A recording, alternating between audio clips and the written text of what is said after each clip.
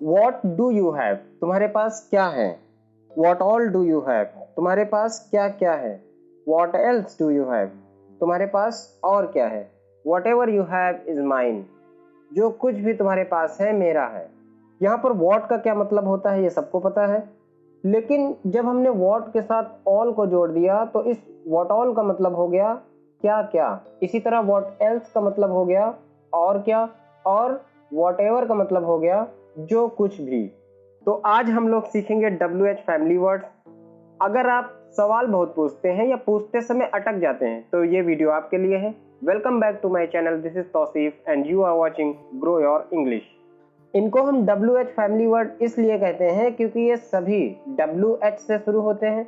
यहाँ पर how WH से शुरू नहीं होता है, लेकिन इसे भी WH फैमिली में रखा गया है।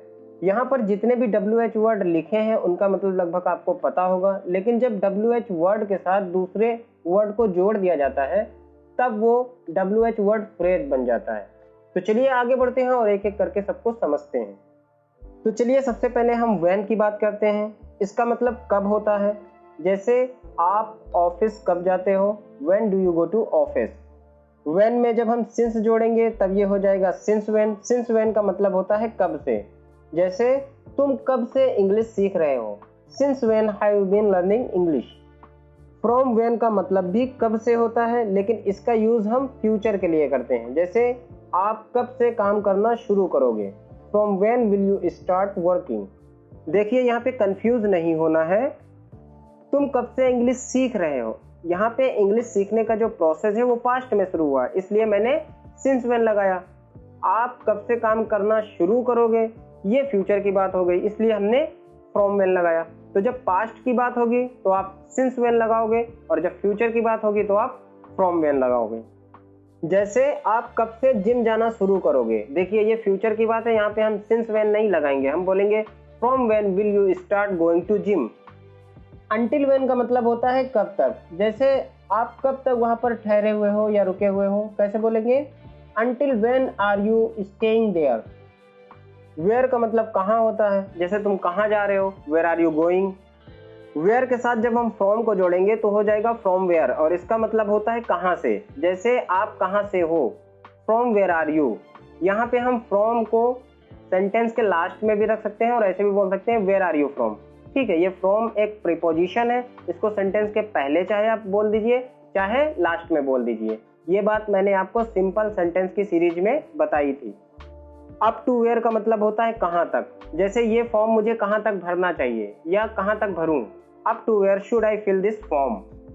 वेयर एल्स, वेयर एल्स का मतलब होता है और कहाँ। जैसे तुम अब और कहाँ जाना चाहते हो, where else do you want to go now. आगे देखिए वाई, इसका मतलब क्यों होता है। जैसे तुम कुछ नया कोशिश क्यों नहीं करते, why do you not try something new. अब मैंने आपको पहले भी बताया है, यहाँ पे अगर आपको कॉन्ट्रैक्शन बोलना है, कॉन्ट्रैक्ट करना है, तो डू और नॉट को कॉन्ट्रैक्ट करेंगे और सब्जेक्ट से पहले लिखेंगे। और कैसे बोलेंगे, why don't you try something new, why don't you try something new. Why के साथ जब हम सो को जोड़ेंगे तो ये हो जाएगा वाई सो। इसका मतलब होता है ऐसा क्यों। आपने सुना होगा जैसे बोलते नहीं है, वाई सो सीरियस, इतना गंभीर क्यों। whom का मतलब होता है किसको, किसे या किसके। जैसे तुमने कल किसको देखा या तुमने कल किसे देखा, whom did you see yesterday। तुम किसे आमंत्रित करने जा रहे हो या तुम किसको आमंत्रित करने जा रहे हो, whom are you going to invite। whom के साथ जब हम with को जोड़ेंगे तो हो जाएगा with whom, और इसका मतलब होता है किसके साथ। जैसे आप किसके साथ रहते हो, with whom do you live। to whom का मतलब होता है किसको, जैसे आप किसको पूछ रहे हो, to whom are you asking। for whom का मतलब होता है किसके लिए, जैसे ये सुविधाएं किसके लिए हैं, for whom are these facilities। towards whom का मतलब होता है किसकी तरफ, जैसे वो किसकी तरफ जा रहा है, towards whom is he going। about whom का मतलब होता है किसके बारे में, जैसे वो किसके बारे में बोल रहा है, about whom is he talking। आगे देखिए who का मतलब कौन होता है, जैसे तुम कौन हो, who are you, ये किसने किया, who did this। who के साथ जब हम all को जोड़ते हैं तो ये हो जाता है who all, और who all का मतलब होता है कौन कौन। जैसे आपके परिवार में कौन कौन है, who all are there in your family। आगे देखिए विच का मतलब होता है कौन सा या कौन सी या कौन से। जैसे तुम्हें कौन सी शर्ट पसंद है, which shirt do you like, which shirt do you like. Which के साथ जब हम इन लगाएंगे तो उसका मतलब हो जाएगा इन विच। इसका मतलब भी कौन सा, कौन सी या कौन से होता है, लेकिन इसका हम यूज कैसे करेंगे ये देखिए। जैसे मैं बोलना हूँ तुम किस शहर में रहते हो, in which city do you live. On which का भी मतलब वही होता है, लेकिन किस तरह के सेंस में हम इसको यूज करते हैं वो देखिए। जैसे आपको बोलना हो आप कौन से दिन छुट्टी पर हैं, on which day you are at leave.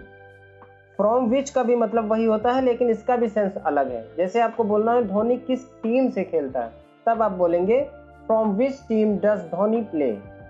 Towards which, इसका भी मतलब यही होता है, लेकिन ये डायरेक्शन को दिखाता है। डायरेक्शन का मतलब की तरफ। जैसे ये रोड किस शहर की तरफ जाती है, ये रोड किस शहर की तरफ जाती है। Towards which city does this road lead to. आगे देखिए हुज का मतलब होता है किसका। जैसे ये जैकेट किसका है, हुज जैकेट इज दिस। कैसे बोलेंगे, whose jacket is this. Whose के साथ जब हम फ्रॉम को जोड़ेंगे तो ये हो जाएगा फ्रॉम हुज, और फ्रॉम हुज का मतलब होता है किसकी तरफ से। जैसे विराट किसकी तरफ से खेलता है, from whose side does Virat play. आगे देखिए हाउ का मतलब होता है कैसे। जैसे आप कैसे हो, हाउ आर यू। ये कैसे काम करता है, how does it work. How के साथ जब हम ऑफन को जोड़ेंगे तो ये हो जाएगा हाउ ऑफन, और हाउ ऑफन का मतलब होता है कब कब। जैसे आप कब कब मंदिर जाते हो, how often do you go to temple. How many and how much, इन दोनों का मतलब होता है कितना या कितनी, ठीक है। लेकिन काउंटेबल नाउन के लिए हम हाउ मेनी यूज करते हैं, और अनकाउंटेबल जो नाउन्स होते हैं उनके लिए हम हाउ मच यूज करते हैं। जैसे तुम्हारी कक्षा में कितने विद्यार्थी हैं, how many students are there in your class, how many students are there in your class. और जब अनकाउंटेबल नाउन की बात आएगी तब हम हाउ मच का यूज करेंगे। जैसे वहाँ कितना पानी है, ठीक है, how much water is there. How many times का मतलब कितनी बार। जैसे आप हफ्ते में कितनी बार बाहर डिनर के लिए जाते हो, how many times do you go out for a dinner in a week. How long का मतलब कितना लंबा। यहाँ लंबा का मतलब समय से है। जैसे ट्रेन को हैदराबाद पहुंचने में कितना समय लगता है, how long does the train take to reach Hyderabad. How far का मतलब होता है कितनी दूर। जैसे लखनऊ मुंबई से कितनी दूर है, how far is Lucknow from Mumbai. How old का मतलब होता है कितना पुराना, और यहाँ पर पुराना का मतलब समय से है, ठीक है। जैसे आप पूछते नहीं है आपकी उम्र क्या है, how old are you. How soon का मतलब होता है कितनी जल्दी। जैसे आप अपना लक्ष्य कितनी जल्दी पा सकते हो, ठीक है। How soon can you achieve your goal. आगे देखिए व्हाट का मतलब होता है क्या। जैसे तुम क्या कर रहे हो, व्हाट आर यू डूइंग। तुम्हारा नाम क्या है, व्हाट इज योर नेम। अच्छा, ये जो सेंटेंस है ये WH वर्ड टाइप के सेंटेंस है, ये आप पढ़ चुके हैं टेंस में भी, सिंपल सेंटेंस की सीरीज में भी। इसमें क्या होता है, सबसे पहले WH वर्ड आता है, उसके बाद ऑक्सिलरी आता है। लेकिन व्हाट के साथ कुछ ऐसे भी सेंटेंस बनाए जाते हैं जिसमें व्हाट के बाद ऑक्सिलरी वर्ब नहीं आता है, डायरेक्ट मेन वर्ब आता है, और वो अफर्मेटिव सेंटेंस की तरह बनते हैं। जैसे हमें बोलना हो उसे क्या हुआ, व्हाट हैपेंड टू हिम, ठीक है। या उसे की जगह पर हम किसी का नाम ले सकते हैं। जैसे राहुल को क्या हुआ, व्हाट हैपेंड टू राहुल, ठीक है। तो इस तरह के सेंटेंस बनते हैं। व्हाट के साथ जब हम ऑल लगाएंगे तो ये हो जाता है व्हाट ऑल, और व्हाट ऑल का मतलब होता है क्या क्या। जैसे तुम्हारे पास क्या क्या है, what all do you have. What के साथ जब हम एल्स लगाएंगे तो उसका मतलब हो जाएगा और क्या। जैसे तुम्हारे पास और क्या है, what else do you have. What ever का मतलब होता है जो कुछ भी। जैसे तुम्हारे पास जो कुछ भी है मेरा है, what ever you have is mine. For what का मतलब होता है किस लिए। जैसे काइंड मास्टर किस काम के लिए प्रयोग किया जाता है, for what work is kind master used. तुम इंग्लिश किस उद्देश्य से सीख रहे हो, for what purpose are you learning English. आगे देखिए, जब आपसे कोई पर्सनल इंफॉर्मेशन मांगता है तो उसका रीजन जानने के लिए भी आप व्हाट फॉर का यूज करते हो। जैसे आपसे कोई बोलता है I need your account details, ठीक है, मतलब मुझे आपके खाते के विवरण की जरूरत है या चाहिए, तो आप बोलते हैं व्हाट फॉर, मतलब किस लिए। मान लो आपने ऑफिस में बहुत बड़ी गलती कर दी जो आपको नहीं करनी चाहिए, तो आपका बॉस गुस्से में बोलता है what for you have done this mistake, मतलब तुमने ये गलती क्यों की है। बाय व्हाट टाइम का मतलब होता है कब तक या कितने बजे तक। जैसे तुम कल कब तक जाओगे, by what time will you go tomorrow.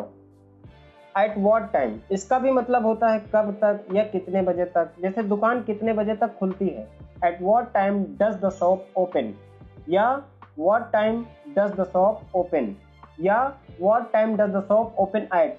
अगर हम ग्रामर की बात ना करें तो स्पीकिंग में लोग तीनों तरीके से बोलते हैं, तो आप भी बोल सकते हैं। इन वॉट वे, इसका मतलब होता है किस तरह से। सेंटेंस कैसा होगा, तुम्हारा काम किस तरह से दूसरों से अलग है। जैसे मान लिया आप कहीं इंटरव्यू में गए और इंटरव्यूअर ने आपसे पूछ लिया कि तुम्हारा काम किस तरह से दूसरों से अलग है, ठीक है, तो इसको इंग्लिश में बोलेंगे in what way is your work different from others, या तुम इस सवाल को किस तरह से हल कर सकते हो, in what way can you solve this question, what kind of या व्हाट टाइप ऑफ, इसका मतलब होता है किस प्रकार का या किस तरह का। जैसे ये किताब किस तरह की है या किस प्रकार की है, ठीक है।